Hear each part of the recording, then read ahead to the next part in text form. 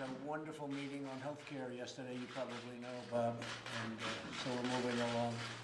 Hello, Thomas.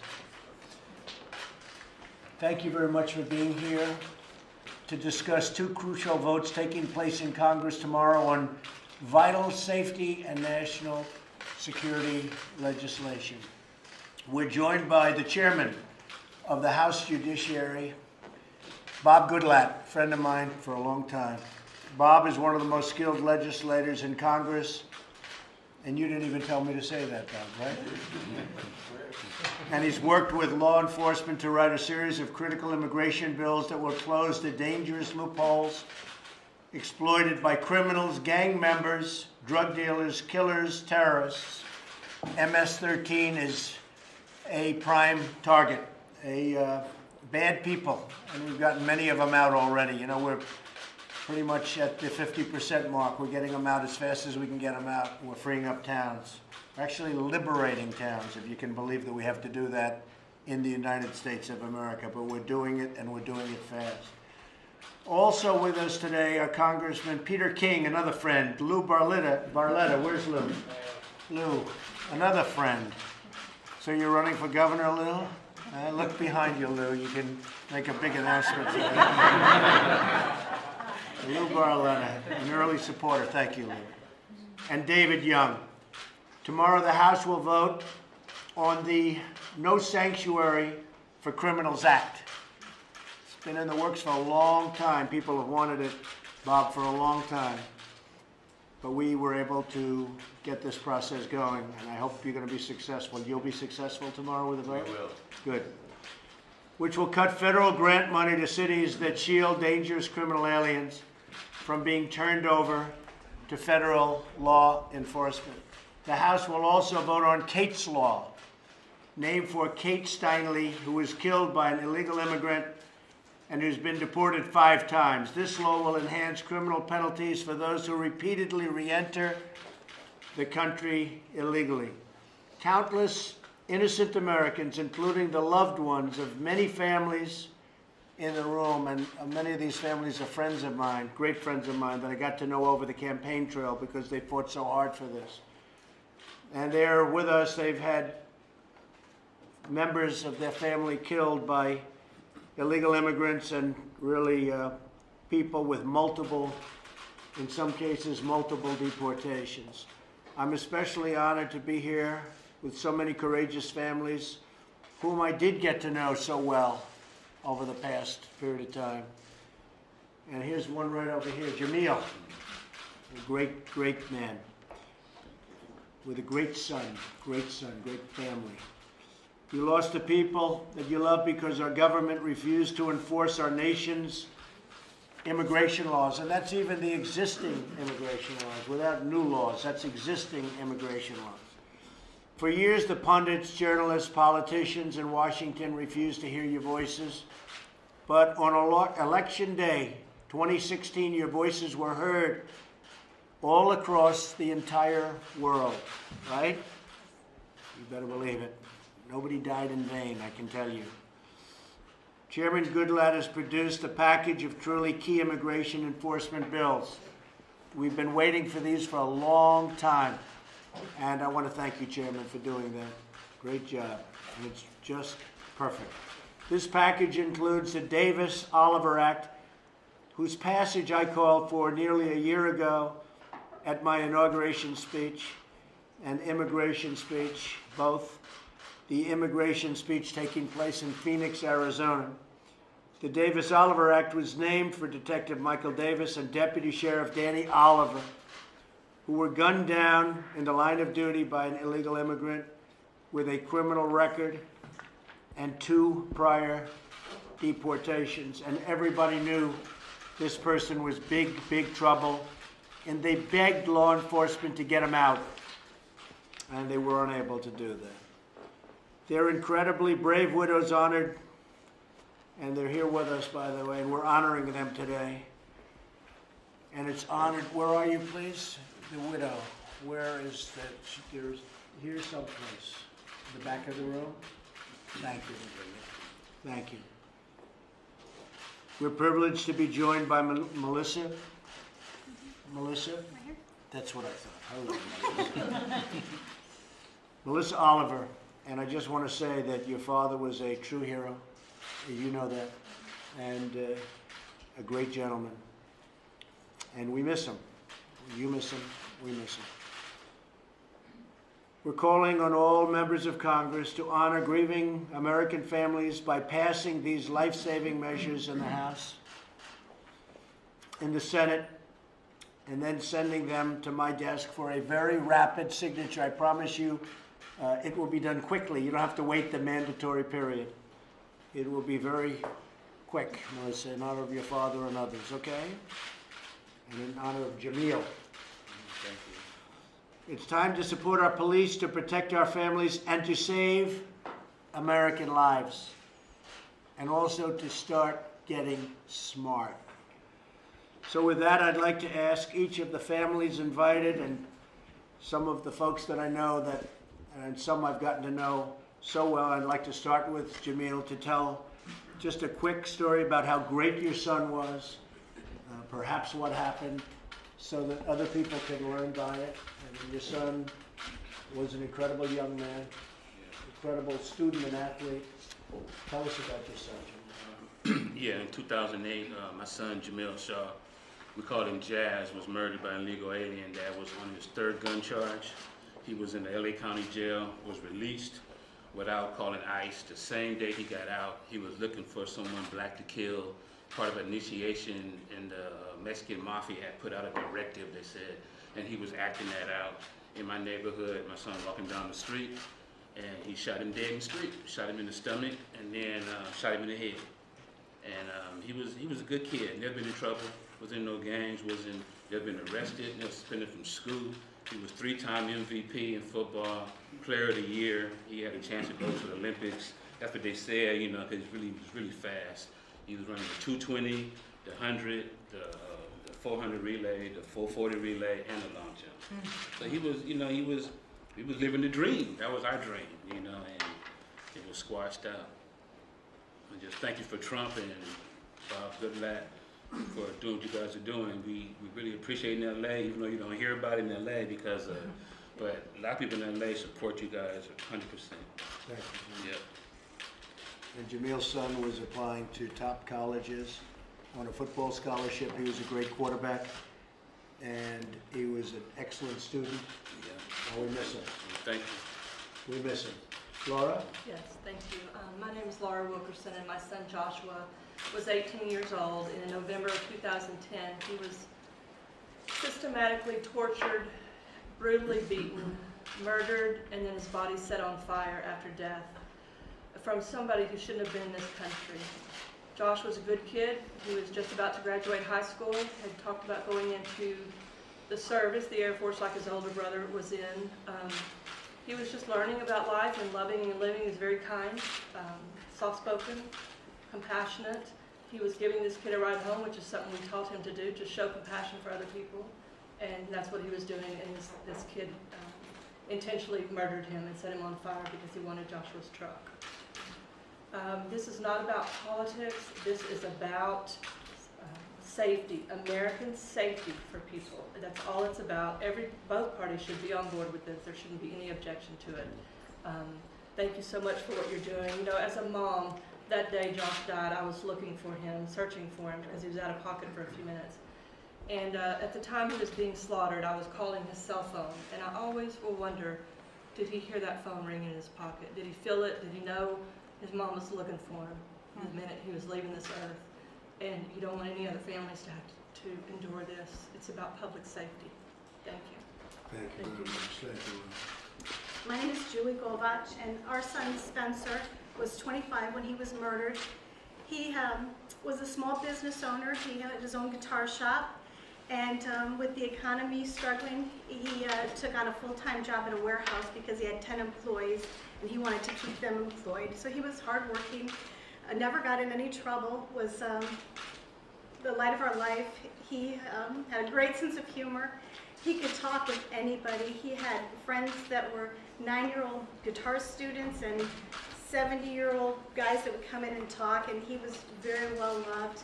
He, after relocating his business, he decided to spend some time with his girlfriend. And after he dropped her off, it was a little after midnight, so it was her birthday, and he gave her a kiss and told her he loved her and happy birthday and he'd see her tomorrow. And he drove about 10 minutes and was waiting at a red light, and an illegal alien was in the progress of a shooting spree. Our son was the second of 4 shot that night. And we've lost everything. He was my only child. I want some action. If this would have been done years ago, my son would still be here. The person that shot him had been deported 4 times, was living and presumably working. We were never able to get a lot of detail on the person that murdered our son, and could just live and work comfortably in Houston, Texas, and that shouldn't have happened. I want action. I want some action so nobody else has to go through the loss that we feel. And while this guy was also in prison, he went to kill a rival gang member, and he could have received 20 years additional sentence, and he got the minimum 5 additional years. If they would have even given him half, it would have been 10 years, and I would still have my son. This is not anything you want anybody to ever go through. I want some action. I don't want anybody else in my family, and I don't want anybody else to feel what we have to feel. I'm just going to add this one thing to this killer had been deported 4 times. He had a 15-year rap sheet.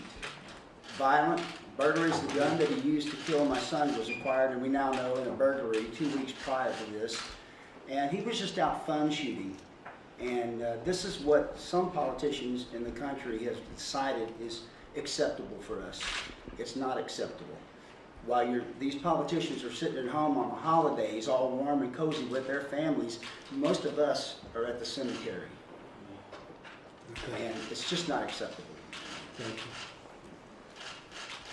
My name's Mary Ann Mendoza, and my son, Sergeant Brandon Mendoza of the Mesa, Arizona Police Department, was a wonderful son, an amazing man, and an incredible police officer. He had been given a job to clean up a south of town area. Drug dealers had overtaken a neighborhood. He became a modern-day beat cop, met everybody in his beat door to door. They invited him in for dinners. He checked in on the elderly. He cleaned up the park. As you drive by the park now, families have now reclaimed this area, and they have barbecues, they have kickball games, they enjoy the park. And Brandon was on his way home on Mother's Day, May 12, 2014, from work after protecting his community. And an illegal, previously convicted criminal had driven over 35 miles the wrong way on 4 different freeways in Phoenix, was 3 times the legal limit drunk, high on meth, and slammed head-on into my son and killed him. My world has been devastated since, and what I've learned, not only about the fact of the rampantness of illegal criminals allowed to stay in our country, is that the leniency of our court systems, the very crimes that American citizens commit and are held to the highest degree, these illegal criminals are given half the sentences. Their felonies are reduced to misdemeanors. They serve half the time. They're allowed to go back out onto our streets. And I'm tired of our politicians not caring about their fellow Americans. When did it ever become more important to our elected officials to protect illegal criminals in our country and not care about us? Any of you. This could happen to any of you in the blink of an eye. And I'm thankful that we have a president who has brought this to the forefront and made people aware of it. And this is all any of us families have ever tried to do, was bring awareness and make you realize this can be you tomorrow. So please support our president and make sure that your politicians are voting the way that their constituents want them to vote, because this isn't what's happening in our country. Thank you. Thank you, Mary. Thank you. Melissa, tell us about your father. My name is Melissa Oliver Stores. I'm here on behalf of my mom, my sister, and most importantly, my father, Deputy Danny Oliver of Sacramento County. He was a law enforcement officer, and he was killed in the line of duty on October 24th, 2014. The man that murdered my father was deported twice previously and returned to our country illegally. This senseless crime has affected my family and I in many ways that are unexplainable. The pain is tremendous, and it's something we'll never get over. I think it's important that we focus on these laws and getting them passed, such as Kate's Law, and definitely most importantly for me personally is the Davis-Oliver Act. We need our law enforcement officers to have more information about these people that are in our country illegally, and so we can go ahead and get them detained, and so this can't happen to another family. A little bit about my dad. He had a heart of gold. He cared about everyone. He put everyone before himself, no matter what, whether it was me, my sister, my mom, and all of our other family members. He did whatever he could to keep us all together. He worked hard in his communities to make the worst high crime rate areas just feel a little bit safer. He did everything he could, and there's communities out there that still think of him and bring it to our attention that they're still thinking of him. And that's what's most important to us, is we don't want him or any other victim to be forgotten. So I know that that's definitely something that we all need to focus on as a country, and I think we'll just continue to remember them, and we'll never forget any of the victims. Thank you very much. Juan? His name's Juan Pina. My daughter, Christy Sue Pina, she was murdered, she was strangled, stabbed, raped, sodomized. Her nude body was thrown in an artichoke field in the middle of winter. The person that did this, back in '87, he had kidnapped another 14-year-old girl. He tortured her, got put in jail, $50,000 bail, $5,000. He got out, went back to Mexico. This was in July of '87. In September, he came back. He kidnapped another one. Did the same thing, maybe just a little bit worse than the first one. Got put in jail again. Same thing, another slap on the arm, the hand, or whatever. And went back to Mexico. Came back in '90, February the 8th, they found my daughter out there in an artichoke field. And he took off. They didn't catch him that time. He left, but they had an idea who it was. A few months later, he came back, tried to kidnap a little 12-year-old at 7 o'clock in the morning on her way to school. The system, would have kept him the first time for what he did. I mean, he kidnapped, raped, everything. I mean, you don't get out. But I've gone round and round with the district attorney there in our county, and we don't see eye to eye on a lot of stuff. They wanted me to keep my mouth shut about a lot of things, but I don't. I'm my daughter's voice. And what I think that Mr. President here is trying to do is the best thing ever. And if you need a pen with a lot of ink, I got one of those too. And I'm all for everything that you do. We gotta put our people safe, just like they said over there. They protect them. That's not right. Americans first. Americans first. And that's not what's happening. Especially, I'm from California, so California, we're fighting. We're fighting, believe me. They're so turned over there. They don't know which way they're going, but they're not going the right way. And they're against us totally, and we got to fight them with everything we got. And we got to get all these bills that he wants passed, got to get them passed soon, not later, now. And I thank you very much. Thank you, Juan. Beautiful. Thank you. Hi, I'm Michelle Root. My daughter Sarah Root was killed January 31st of 2016. She had just graduated from college with a 4.0.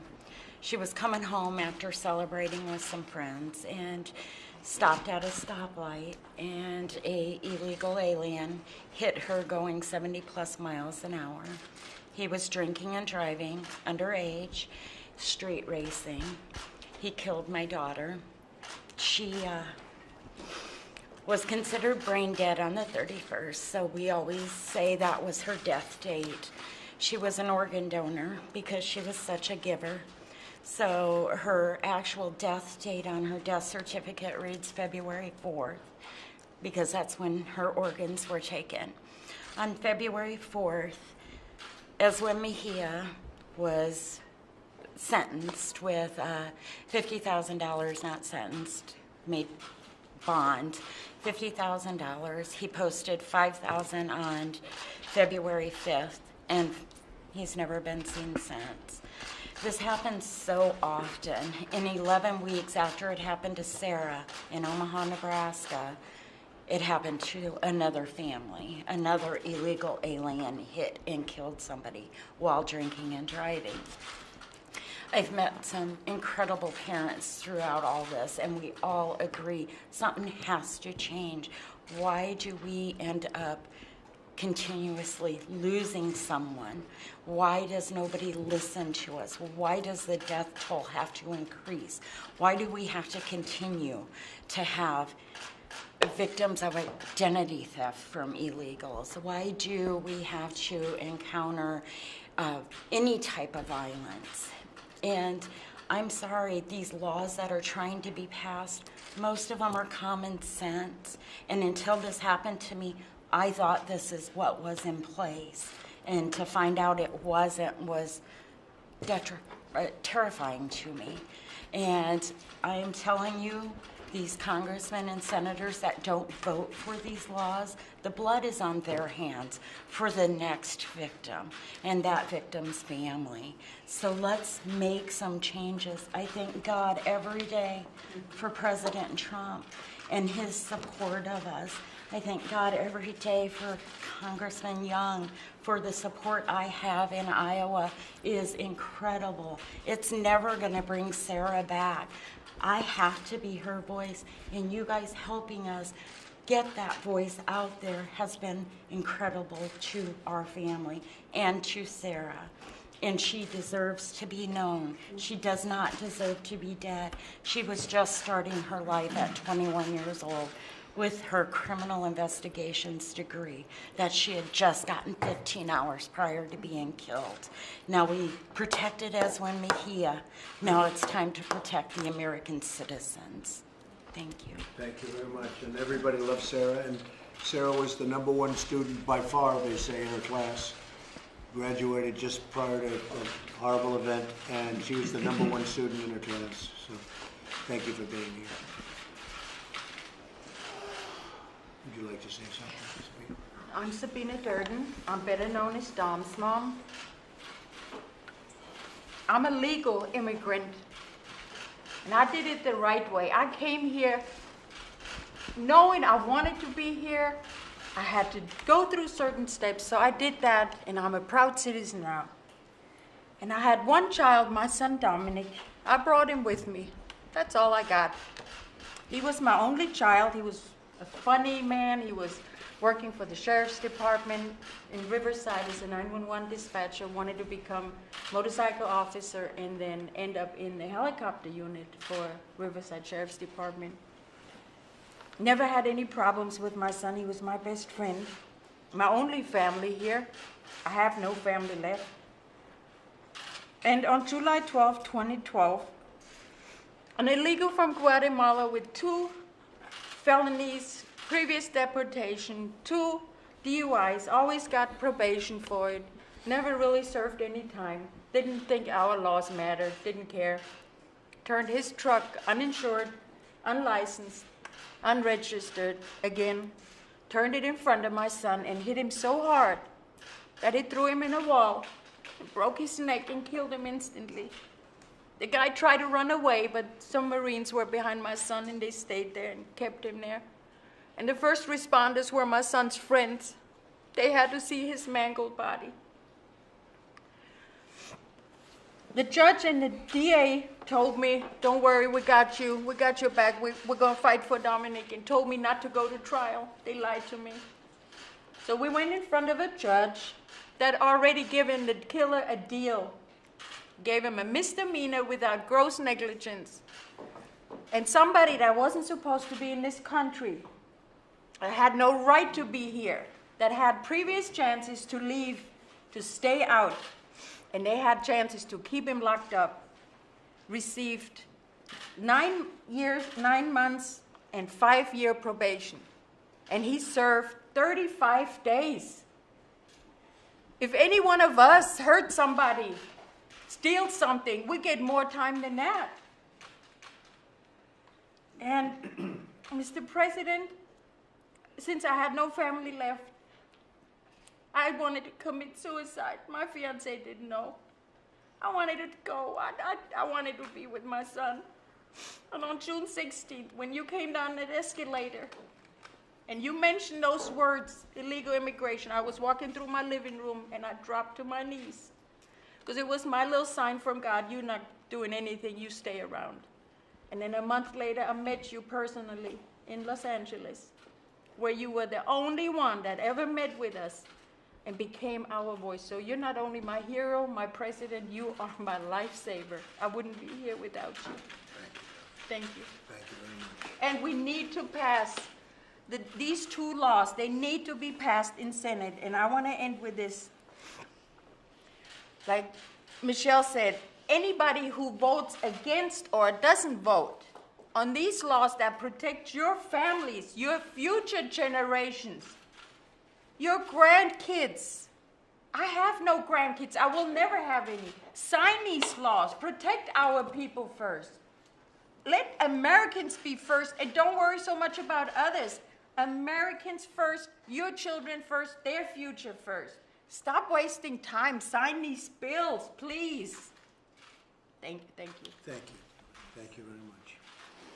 Okay, thank you all very much. Thank you. Yes, good. Steve, go ahead. I'm Steve Ronnebeck. My son was Grant Ronnebeck. 21 years old. He was killed January 22nd, 2015 by an illegal immigrant while he was working the overnight shift at his convenience store. Grant was killed because he wasn't counting change fast enough for a pack of cigarettes. Grant was just one of the kindest, nicest kids you'll ever meet. Even his customers thought so. The one thing that I think that you, Mr. President, have realized that every one of our children's deaths has been preventable. All the deaths of our loved ones, these are preventable. And Mr. President, Chairman Goodlatte, I think you guys realize that, and that's why you're doing what you're doing, and I want to thank you both for what you're doing. Passing these laws is instrumental.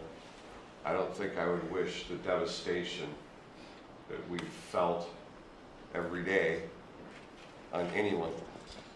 And again, when your child's death was preventable, it's even harder than if they were to die from cancer or something like that. It rips part of you away that you'll never get back.